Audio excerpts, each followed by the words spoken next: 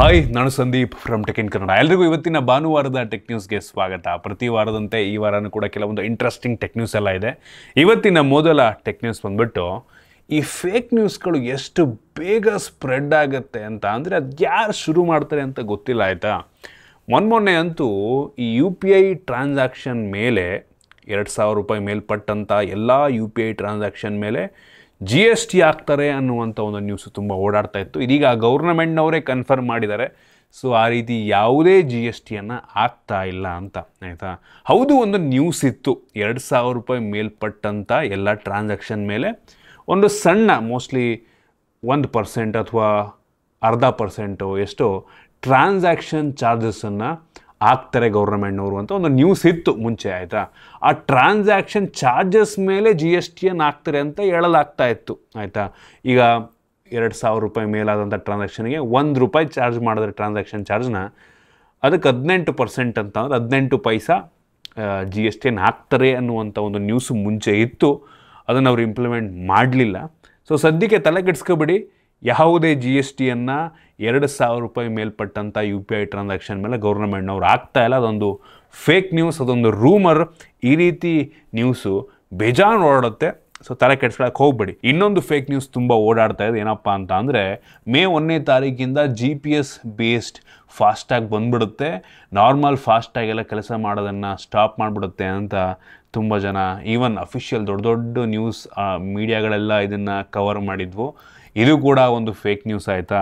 ಮೇ 1ನೇ ತಾರೀಕಿಂದ ಯಾವುದೇ GPS based FASTag ಬರ್ತಾ ಇಲ್ಲ. ಗೌರ್ನಮೆಂಟ್ನವರು ಇದ್ರ ಬಗ್ಗೆ ನೆನ್ನೆ ವೀಡಿಯೋ ಮಾಡಿದ್ದೀನಿ, ಹೋಗಿ ನೋಡ್ಕೊಂಬನ್ನಿ. ಗೌರ್ನಮೆಂಟ್ನವರು ಒಂದು ಹೊಸ ಟೆಕ್ನಾಲಜಿನ ಟೆಸ್ಟ್ ಮಾಡ್ತಾ ಇದ್ದಾರೆ, ಆಯಿತಾ. ಮೇ 1ನೇ ತಾರೀಕಿಂದ ಅದನ್ನೇ ಯಾರೋ ತಿರುಚಿಬಿಟ್ಟು ಎಕ್ಸ್ಟ್ರಾ ಸೇರಿಸಿ ಏನೇನೋ ಮಾಡಾಕಿದ್ದಾರೆ.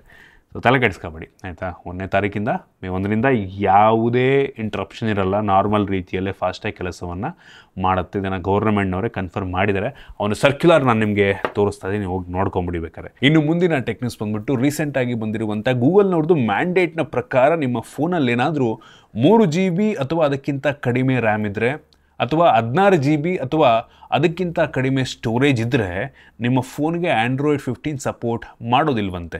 ಮಿನಿಮಮ್ 64 GB ಮತ್ತು ಮಿನಿಮಮ್ 4 GB Android 15 ರನ್ ಆಗಬೇಕು ಅಂದರೆ ಬೇಕೇ ಬೇಕಂತೆ. ಸೊ ಈ ಕಾರಣದಿಂದ ನೋಡ್ರಪ್ಪ, ನೆಕ್ಸ್ಟು ಯಾವುದೇ Android 15 ಅಪ್ಡೇಟು ಅಷ್ಟು ಕಡಿಮೆ ಇದ್ದರೆ ಬರಲ್ಲ.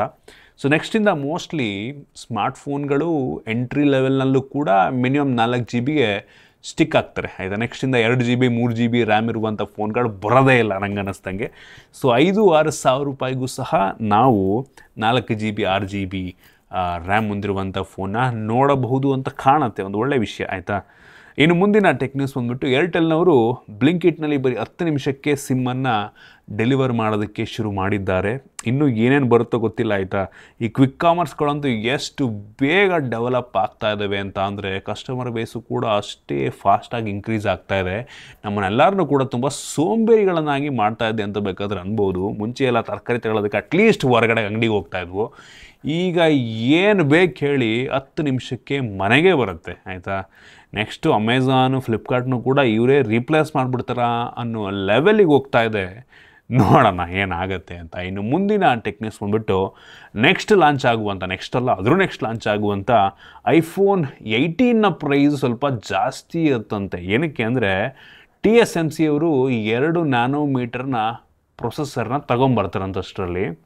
ಈಗ ಆಪಲ್ದೆಲ್ಲ 3 nanometre processor. So 2 nanometre processor ಬಂತು ಅಂತ ಅಂದರೆ ಅದರ ಪ್ರೊಡಕ್ಷನ್ ಕಾಸ್ಟ್ ಜಾಸ್ತಿ ಆಗುತ್ತೆ, ಪ್ರೊಸೆಸರ್ ಕಾಸ್ಟ್ ಕೂಡ ಜಾಸ್ತಿ ಆಗುತ್ತೆ.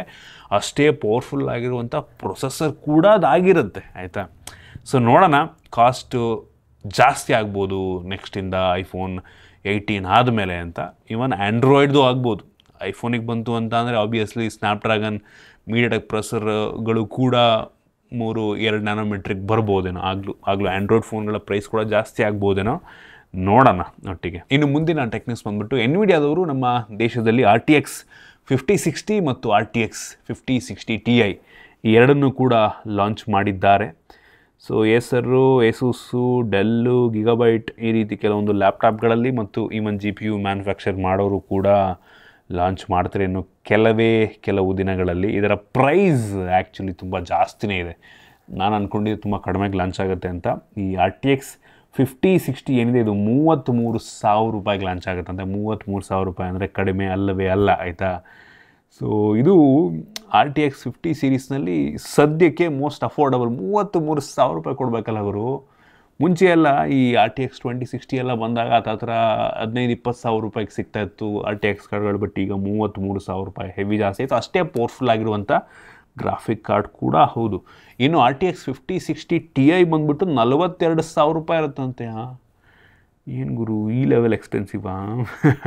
Mostly MSI, Zotac, Nano 3D, Gigabyte ಇವರೆಲ್ಲ ಸದ್ಯ ಲಾಂಚ್ ಮಾಡ್ತಾರೆ. ನೋಡೋಣ ಅವ್ರೇನಾದ್ರು ಪ್ರೈಸ್ನ ಆ ಕಡೆ ಮಾಡ್ತಾರೆ ಅಂತ. ಸೊ ಒಟ್ಟೆ ಗ್ರಾಫಿಕ್ ಕಾರ್ಡೋದು ಸಾಕಾಗಿದೆ. ಇಂಪ್ರೂವ್ DLSS ಕೋರ್ಸ್ಗಳೆಲ್ಲ ಸ್ವಲ್ಪ ಇಂಪ್ರೂವ್ ಮಾಡಿದ್ದಾರೆ ಒಟ್ಟಿಗೆ.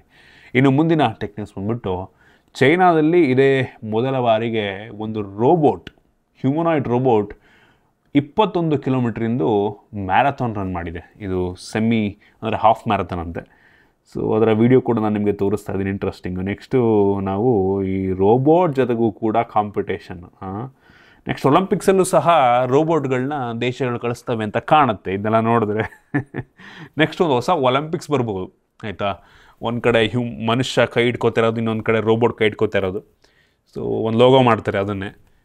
ನೆಕ್ಸ್ಟು ಹ್ಯೂಮನಾಯ್ಡ್ ರೋಬೋಟ್ ಒಲಿಂಪಿಕ್ಸ್ ಅಂತನೋ ಏನೋ, ಹ್ಯೂಮನ್ ರೋಬೋಟ್ ಒಲಿಂಪಿಕ್ಸ್ ಅಂತನೋ ಏನೋ ಮಾಡ್ತಾರೆ.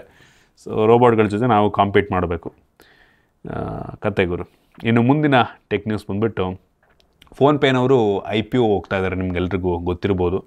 ಸೊ ಈ IPO ಮುಖಾಂತರ ಈ ಫೋನ್ಪೇದು ವ್ಯಾಲ್ಯೂಯೇಷನ್ನು $15 ಬಿಲಿಯನ್ ಆಗುತ್ತಂತೆ. $15 ಬಿಲಿಯನ್ ಅಂತ ಅಂದರೆ ಯಪ್ಪ, ಇಮ್ಯಾಜಿನ್ ಮಾಡ್ಕೊಳ್ಳೋದಕ್ಕೂ ಕಷ್ಟ.